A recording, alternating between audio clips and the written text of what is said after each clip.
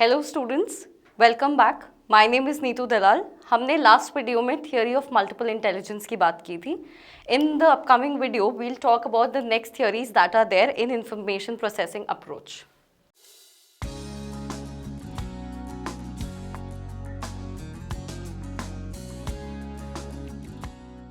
So the next very important theory I talked about was triarchic theory of intelligence. ये theory भी exam point of view से बहुत important and often we get direct questions in the paper. So moving on, this theory was given by Robert Sternberg in 1985. इन्होंने intelligence को कैसे define किया? He defined intelligence as the ability to adapt, यानी एक इंसान की अपने आप को लगातार बदलने की क्षमता को ये intelligence कह रहे हैं. To shape and select environment to accomplish one's goal and those of one's society and culture, यानी अपनी अडेप्ट करने की क्षमता के साथ साथ अपने environment को उस तरह से बदलना कि आप अपने और अपनी सोसाइटी के गोल्स अचीव कर पाएं, इस चीज को भी इन्होंने इंटेलिजेंस कहा है। एक बार डेफिनेशन पढ़ लेते हैं। Intelligence is the ability to adapt, to shape and select environment to accomplish one's goals and those of one's society and culture. According to the triarchic theory of intelligence, there are three basic types of intelligence. First, componential intelligence, experiential intelligence and contextual intelligence. इन्होंने intelligence को तीन चीज़ों में divide किया, तीन components में. First component इन्होंने कहा componential intelligence है, next experiential, third contextual. Now we will see कि ये तीन चीज़ें क्या होती हैं. First is componential intelligence. इस इंटेलिजेंस को हम एनालिटिकल इंटेलिजेंस भी कहते हैं। Componential and analytical intelligence is one and the same thing. इसको हम एनालिटिकल इंटेलिजेंस क्यों कहते हैं? क्योंकि ये इंसान की एनालिसिस की क्षमता है, analysis of information to solve problems. आपको कोई एक मैथ्स का प्रॉब्लम आया, how well you analyse it is a part of your componential intelligence. This itself has three sub components. इस कॉम्पोनेंट के अंदर अपने खुद के थ्री सब कॉम्पोनेंट्स हैं which serve different functions. First is knowledge acquisition component. इस component में आप knowledge acquire कर रहे हो, यानी आपके हाथ में बुक है, आपने चैप्टर रीड किया, you gained something out of it, आपने knowledge acquire की। इस component में आपने knowledge ली है। Next component is higher order component. This is a component जहाँ पे आप अपनी इंफॉर्मेशन पे वर्क करते हो, you work on the information that you received, and this is the performance component. ये कॉम्पोनेंट जब आप एग्जाम में जाके पेपर दे रहे हो, दिस कॉम्पोनेंट वर्क्स देयर। आपने चैप्टर पढ़ा, आपने उसे अपनी मेमोरी में रिटेन किया, and under this component you went in the exam and you wrote the paper. So these are the three sub components of componential intelligence. The next component in this theory is experiential intelligence. ये intelligence, ये component क्या करता है? This uses your past experiences to solve problems creatively, यानी आपके past से जो आपके एक्सपीरियंसेस होते हैं उसका इस्तेमाल करते हुए आप किसी प्रॉब्लम को क्रिएटिवली सॉल्व करने में हेल्प करता है। This is experiential intelligence. नाम से ही पता चलता है, एक्सपीरियंशियल मतलब आपके एक्सपीरियंसेस से ली गई चीज़। नाउ आपका जो एक्सपीरियंशियल इंटेलिजेंस है, this reflects in the creativity works, यानी suppose if you are a freshly student who was freshly started to do painting, right? तो आप क्या करेंगे? आपने पहले 5 पेंटिंग्स बनाई, उससे आपने कुछ एक्सपीरियंसेस सीखा, तो जो आप 6 पेंटिंग बनाओगे, आप अपने पिछले 5 पेंटिंग एक्सपीरियंसेस से कुछ ले रहे हो and then you are using it to do something more creatively. इस कॉम्पोनेंट में आप एक्सपीरियंस का इस्तेमाल करते हो। People high on this intelligence are great at identifying information of use out of a huge lot. यानी आपके पास 100 तरह की डिफरेंट चीज़ें हैं। जो लोग इस कंपोनेंट में हाई होते हैं वो they are very good at choosing 5 certain things from a bunch of 100 चीज़ें, यानी एक बहुत बड़े इंफॉर्मेशन के लॉट से अपने काम की चीज़ें निकालने में ये लोग माहिर होते हैं। The last component of this theory is contextual intelligence. This is also called practical intelligence. Contextual or practical intelligence go by different names, involves the ability to deal with environmental demands encountered on daily basis, यानी these people are also called street smarts, क्योंकि आज क्या problem है उसको ध्यान में रखते हुए वो सारी तरह का things they use to solve the problem today, right? इसीलिए these are the people who are called practical in life, because जो सिचुएशन है उसके नज़रिए से आपने अपनी ज़िंदगी से चीज़ें उठाई एंड आपने उस प्रॉब्लम को सॉल्व कर दिया. Street smarts, people high on this intelligence modify the environment as per their needs. Smart क्यों? क्योंकि वो आज की ज़िंदगी से चीज़ें उठा के अपने प्रॉब्लम के सॉल्यूशन तक पहुंच जा रहे हैं, इसलिए these people are called street smart. With this we come to an end of the theory. The next model of information processing approach is PASS model of intelligence. This is given by J.P. Das, Negleri and Kirby in the year 1994. This is also one of the models of intelligence. इन्होंने कहा according to this model, intellectual activity involves the interdependent functioning of 3 neurological systems. यानी आपका intelligence 3 parts के काम करने पर निर्भर करता है. These units are responsible for arousal. Arousal यानी अटेंशन पे करना, प्रोसेसिंग एंड प्लानिंग. कि जब आप किसी भी इंटेलिजेंस की प्रोसेस में जाते हो तो it is always in 3 parts. पहले आपने अपने मैटर पे इंटेंशन दी, आपने उसे प्रोसेस किया and then you plan as to be what to be done. Now PASS में P stands for planning, A stand for arousal and S stand for processing. This is simultaneous and this is successive. We'll see what is arousal and attention. Arousal is the basis to attend to stimuli. आपके पास कोई information आ रही है, till the time you are not attentive, till the time आप aroused नहीं हो in a moderate level, आप उस information को attend नहीं कर पाएंगे. That's why this is a very important component in intelligence. Next is processing, simultaneous and successive processing. You can integrate the information into your knowledge system either simultaneously or successively. यानी जो भी information आपके पास आ रही है उसको आप 2 तरीके से प्रोसेस कर सकते हो. या तो एक साथ आपके पास 10 डिफरेंट इन्फॉर्मेशन है, आपने सबको एक एक लेवल पे एक साथ प्रोसेस कर लिया, right. That is your simultaneous, यानी एक साथ आप 5 डिफरेंट चीज़ों को अटेंड कर रहे हो. The next one is successive processing, यानी आपके पास 5 डिफरेंट चीज़ें आई पर पहले आपने फर्स्ट को प्रोसेस किया. Once you are done with that फिर you move on to the other, फिर आपने सेकेंड को प्रोसेस किया and so on. You go till 5. So this is your processing. Next is planning. This helps in courses of action implement and evaluate their effectiveness. आप arouse हो गए, आपने अपनी information को process भी कर लिया. So now the next step is planning. इस information के basis पे आपका course of action क्या होगा ये आप decide करते हैं. So with these 3 components, the PASS model of intelligence is complete. So with this, we are done with the models and theories of intelligence. The next major topic in the chapter is variations in intelligence. Individual differences in intelligence. अब आपने ये देखा होगा कि आपकी एक ही class में there are some people who are more intelligent than others. आपको हमेशा ये लगता होगा कि हमारी इस क्लास में X, Y, Z हमसे ज़्यादा इंटेलिजेंट है. Why are some people more intelligent others? तो इसका रीज़न क्या है? क्यों कुछ लोग बाकी लोगों से ज़्यादा बुद्धिमान होते हैं? अब इसमें किस चीज़ का ज़्यादा रोल है, हेरिडिटी या environment? Heredity also as your genes, ठीक है. हेरिडिटी यानी वो चीज़ें, वो जीन्स जो आपने अपने पेरेंट्स से as a part of reproduction inherit किए. एनवायरनमेंट रहा है, उससे आपकी डेवलपमेंट पे कितना फ़र्क पड़ा है. ओवर द ईयर्स स्टडीज़ हुई and it was found that heredity और एनवायरनमेंट दोनों आपस में मिल के they play a part in the persons intelligence, right. अब ये स्टडीज़ कौन सी थी? Twin studies. ट्विन स्टडीज़ यानी ट्विन्स बच्चों को लिया गया, उन्होंने जज किया कि इन दोनों की इंटेलिजेंस सेम है या नहीं है. So it was found that 0.95 point और % ऑफ टाइम्स दो ट्विन्स की intelligence use to be the same. So this proved कि genes do play a role. Twin studies ने जीन्स को वेरीफाई कर दिया. So the next study which took place was adopted children studies. What they did, adopted students को उन्होंने लिया, adopted children को लिया एंड देन दे रियलाइज्ड, उन्होंने कोरिलेशन करके देखा कि इनकी इंटेलिजेंस इनके बायोलॉजिकल पेरेंट्स से ज़्यादा मिलती है या अडॉप्टेड पेरेंट्स से ज़्यादा मिलती है. इट वॉज फाउंड कि जो अडॉप्शन के शुरुआत के साल थे उसमें उनकी इंटेलिजेंस उनके बायोलॉजिकल पेरेंट्स से ज़्यादा मिलती थी बिकॉज उस टाइम तक इन्वायरमेंट का प्रभाव कम था. As the years grew apart, जैसे जैसे समय चलता गया, उनकी intelligence as a result of the influence of the environment उनके अडॉप्टेड पेरेंट्स से ज़्यादा मिलती गई. सो दिस प्रूव्स कि both heredity and environment play a role in a person's intelligence and therefore intelligence is an interplay of both nature and nurture. इसलिए हम ये नहीं कह सकते कि intelligence में सिर्फ genes का या environment का रोल है. Both of them combine together and then determine the intelligence of a person. Now, the next topic is intellectual deficiency. Intellectual deficiency को हम मेंटली चैलेंज्ड या मेंटली रिटार्डेड के नाम से भी बोलते हैं. इंटेलिजेंस डेफिशिएंसी यानी जिसकी इंटेलिजेंस में कमी है. डेफिशिएंसी यानी डेफिशिएंट यानी जितना होना चाहिए उससे कम.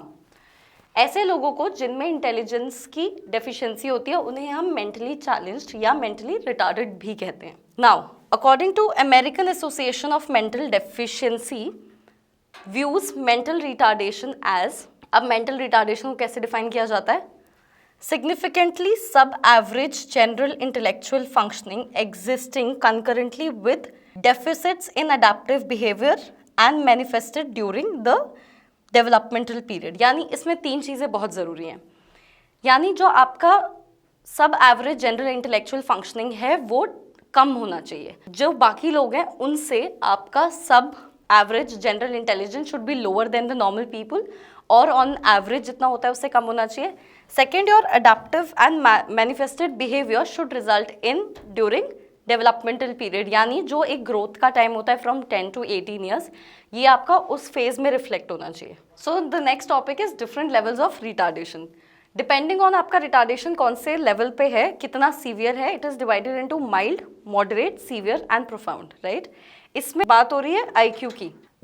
IQ is mental age upon chronological age into 100.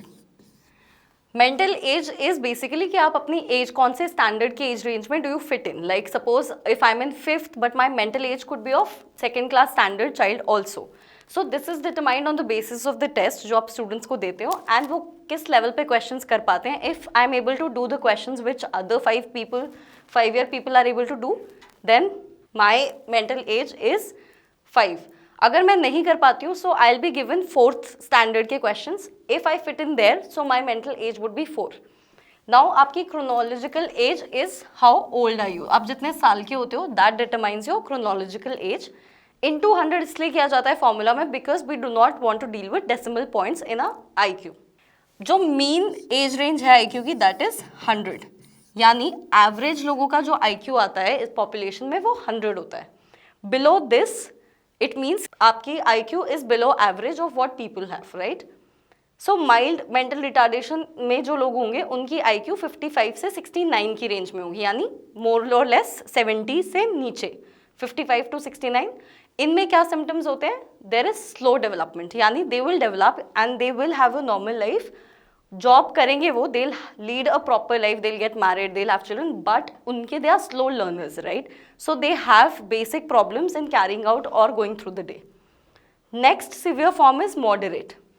IQ is 40 to 54. इनकी IQ इनसे और एक लेवल नीचे होती है and they have language and motor skills में issues. They are not very good at using their language. वो स्टटर करते हैं. Motor skills they are very fidgety with things. मतलब बहुत ज़्यादा चीज़ें गिरा देना, not being able to handle what they are saying, language समझ ना पाना. These are the basic symptoms of moderate mental retardation. The next is severe. इसमें IQ रेंज 25 से 39 होती है and they are incapable of managing life. इनको consistent care चाहिए होती है, उनसे अपना ध्यान नहीं रखा जाता because these are severe cases. The next is profound. इसमें IQ इज बिलो 25. यानी this is the most serious form of mental retardation and they need palliative care. यानी इनको 24/7 अपने साथ कोई इंसान चाहिए होता है जो इनका ध्यान रख पाए because they are not capable of leading a normal individuals life. The next is intellectual giftedness. Now normal intelligence से अगर हम डेफिशिएंट हैं तो दैट इज मेंटल रिटार्डेशन. अगर हम ज़्यादा सरप्लस हैं दैट इज इंटेलेक्चुअल गिफ्टेडनेस. इसकी study began in 1925. Giftedness is exceptional general ability shown in superior performance in a wide variety of areas. यानी एक इंसान की वो काबिलियत जो उसे बहुत सारे डिफरेंट एरियाज में एक्स्ट्रा आउटवर्ड परफॉर्म करने पे एबल करे, that is called giftedness. Right, अब इनकी हाई एबिलिटी होती है. They are very capable, very intellectual, very good at handling themselves in knowledge, maths, science. They are very creative people. यानी अगर उनको आप एक प्रॉब्लम दे दोगे they will come up with 7 different solutions to solve that problem. So their creativity as well is high. High commitment. अब ability है, creativity है, but they also have high commitment, यानी अगर आप उनको कोई काम दे दोगे so they will make sure that they commit themselves and वो काम पूरा करके रहें. Now the next topic is types of intelligence test. Depending on administration intelligence test can be classified into. Intelligence test के क्वेश्चनर्स आते हैं, सो आप उसको कैसे एडमिनिस्टर कर रहे हो अपने सब्जेक्ट पे, on the basis of that intelligence test can be divided into individual versus group test. Individual test means आपका एक एडमिनिस्ट्रेटर है and there is one subject, right. तो मेरे पास एग्जाम का फॉर्म है या मेरे पास टेस्ट है, मैंने अपने सब्जेक्ट को दिया, हमने अकेले में बैठ के ही is doing it, that is his individual administration. Group test would be कि I enter a class of 40 students, I give them the intelligence test, they do it, तो मैंने उन पे एज अ ग्रुप एडमिनिस्टर किया है, that's why this is group test. Individual और group is one classification. The next is verbal, non verbal and performance test, right.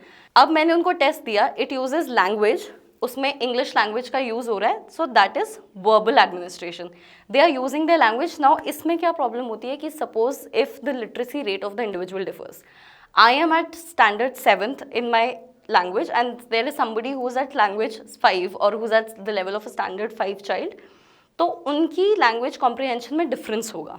Now that will lead to the difference in scores in my intelligence test, which is what I don't want. इसीलिए verbal tests are good for people who are educated. Non-verbal में you do not use language. उसमें क्या होता है, आपके पास 4 set of figures हैं और आपको बोल दिया जाता है कि इस figure पे कौन सा बेस्ट फिट करेगा and then you have 4 different options. इसमें आपको कहीं लैंग्वेज यूज़ नहीं होती है, you use figures and you use diagrams on the basis of which the answers to the test are given. इसीलिए इसमें लैंग्वेज और एजुकेशन होना कोई क्राइटेरिया नहीं है. The next is performance test. इसमें परफॉर्मेंस टेस्ट इज बेसिकली कि आपको कोई टास्क दिया जाता है, suppose you given a drawing task और अ कलरिंग टास्क, तो ना इसमें आपकी लैंग्वेज यूज़ होती है ना फिगर्स यूज़ होते हैं. परफॉर्मेंस टास्क इज बेसिकली आपको एक एम दे दिया गया, you have to fill the colours. Like suppose जो ADHD चाइल्ड्स होते हैं, what they are given is they are given different sheets, उनको इंस्ट्रक्शंस दे दिए गए होते हैं and then they are suppose to colour it. The next category is culture fair और culture bias test. Now what is culture fair?